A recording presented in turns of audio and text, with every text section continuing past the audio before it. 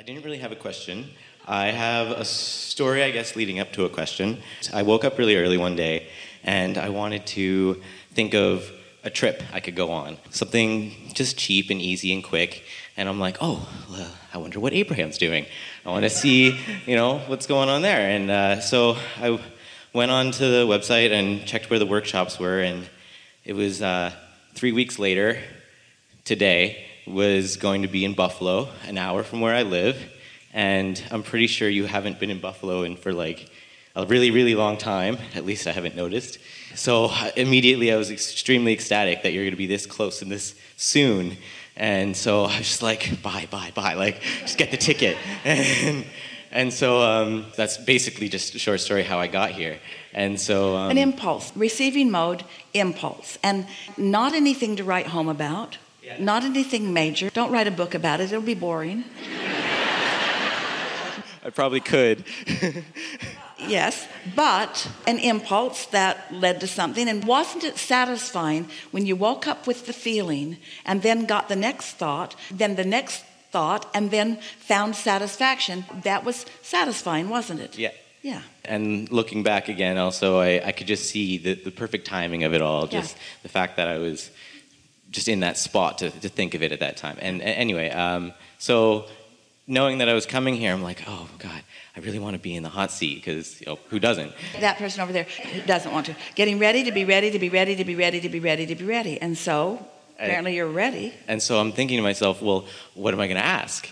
Like, I had no idea what I wanted to ask, and I had listened to your stuff for about 6 years now, and I feel like I know almost any response that you might give me to any question. Because we only have one answer.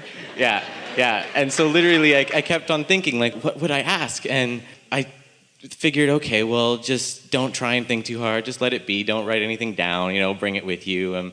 You'll think of something in the moment. You might even be in the receptive mode and receive a thought, which is what makes co-creation at its best. Exactly, yes. And so I was even telling people before I came up here, I'm like, I just feel like I might go up there, I'm pretty sure, but I'm not going to stress anything. I'm not going to be the first one. I'm not even going to try. Which is the perfect stance to live a perfect life, or a wonderful, good feeling life, because satisfied and eager for more. You just couldn't find a better emotional stance. Satisfied and eager.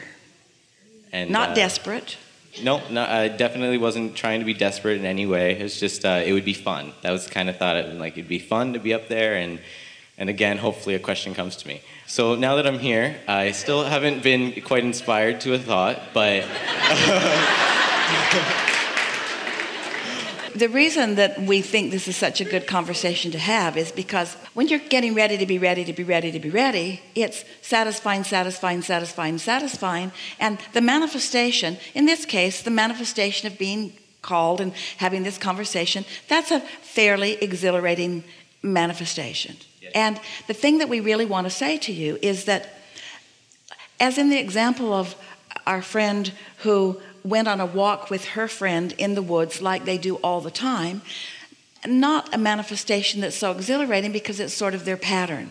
Finding a diamond in the bushes is a pretty exhilarating experience. But you got to be on the walk in order to find the diamond. And if she hadn't been ready for that and ready for that and ready for that, it's the vibrational readiness that we're talking about. It's not you figuring out where the right place and the right time are. It's the right vibrational stance. And we are just saying to you, the right vibrational stance is one of happiness, one of satisfaction, which means you got to find some way to feel good anyway. And that's hard for most physical beings, because without these things that they want, over here is where things have manifested in our example, and this is where most people are looking, and this is what you're cataloging and pigeonholing and recognizing and showing to each other, and this is what you are spending most of your time thinking about. And in doing so, you're introducing enough resistance with what's there and what's not there that you're not in the receiving mode, so that you don't have good timing. So you sort of have to stumble on things, stumble on a diamond in the woods. It's all right to do that. It's all right to stumble on them,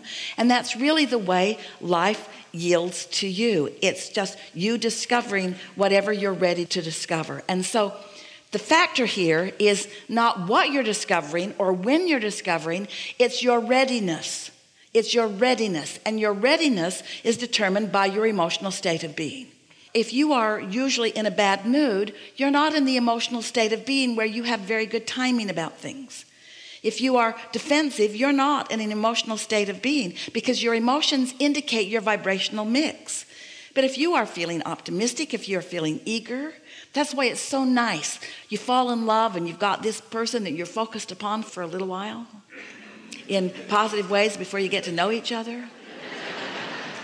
And in that exhilaration, all kinds of things start lining up for you because you have an object of attention that is sort of holding you in the receptive mode. We just want to say to you, you have the ability to put yourself in the receptive mode, and you have the ability to milk it and stay there longer until before long you've flipped your vibrational mix. Then you're more ready for more things. And that's why you look at someone who's on one of those tracks and you say, you are so lucky.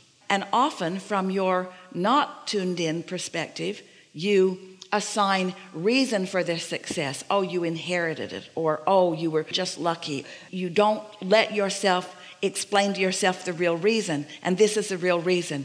You found some way to be in a receptive mode where you've got particularly good timing. And as you started noticing that you had particularly good timing, your timing got even better. So you rendezvous more frequently with more of the things that you do want. And then, of course, it gets easier and easier, doesn't it? It's not difficult if you're living a lovely life to focus upon the loveliness of your life. But you know, there are some people who are focusing really lovely lives in one aspect, and they still complain about the stuff and before long, the loveliness just sort of dwindles away. They don't sustain it very long because you cannot focus in opposition to who you are and get what you're wanting.